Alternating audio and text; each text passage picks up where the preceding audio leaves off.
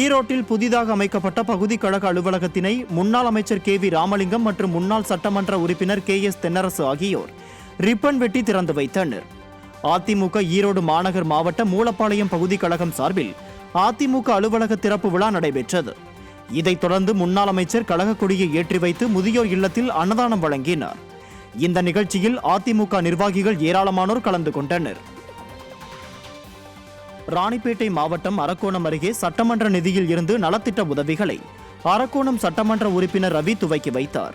குருவராஜ்பேட்டை பகுதியில் சட்டமன்ற உறுப்பினர் மேம்பாட்டு நிதியில் இருந்து 7 லட்சம் ரூபாய் மதிப்பீட்டிலான பயணிகள் நிழல் கூடத்தை எதிர்க்கட்சி துணை கொறடாவும் மாவட்ட செயலாளருமான அரக்கோணம் ரவி துவக்கி வைத்தார்.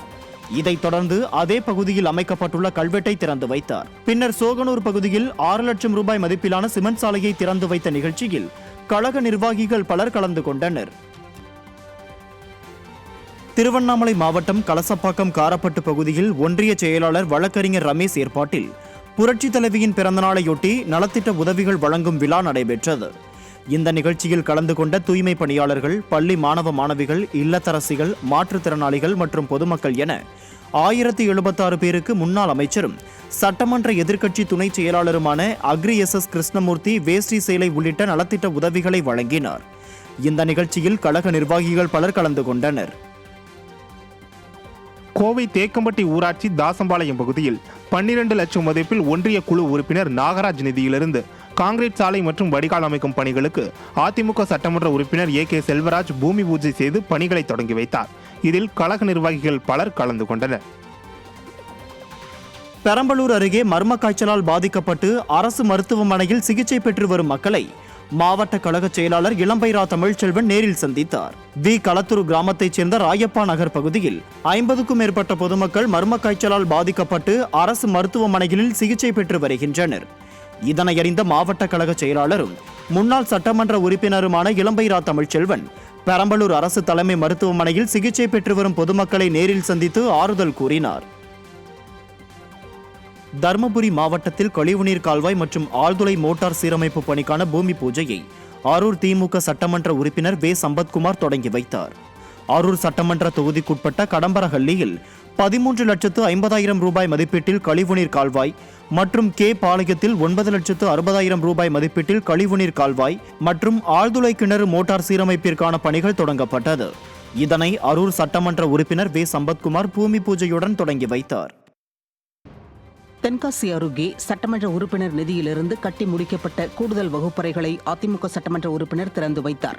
கடையநல்லூர் தொகுதிக்குட்பட்ட காசி தர்மம் அரசு மேல்நிலைப் பள்ளியில் சட்டமன்ற உறுப்பினர் மேம்பாட்டு நிதியிலிருந்து சுமார் 40 லட்சம் மதிப்பீட்டில் புதிதாக கூடுதல் வகுப்பறை கட்டிடங்கள் கட்டி முடிக்கப்பட்டன. இதனை அதிமுக வடக்கு மாவட்ட கழக செயலாளரும் கடையநல்லூர் சட்டமன்ற உறுப்பினருமான கிருஷ்ணமுரளி திறந்து வைத்து குத்துவிளக்கேற்றினார்.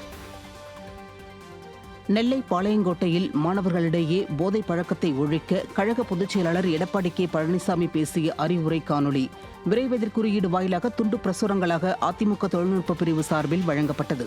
மாநகர மாவட்ட கழக செயலாளர் தச்சை S கணேசராஜா வழிகாட்டுதல்படி தொழில்நுட்ப பிரிவு மண்டல தலைவர் அன்பு அங்கப்பன் பள்ளி கல்லூரி மாணவர்களுக்கு விழிப்புணர்வை ஏற்படுத்த துண்டு பிரசுரங்களை வழங்கினார்.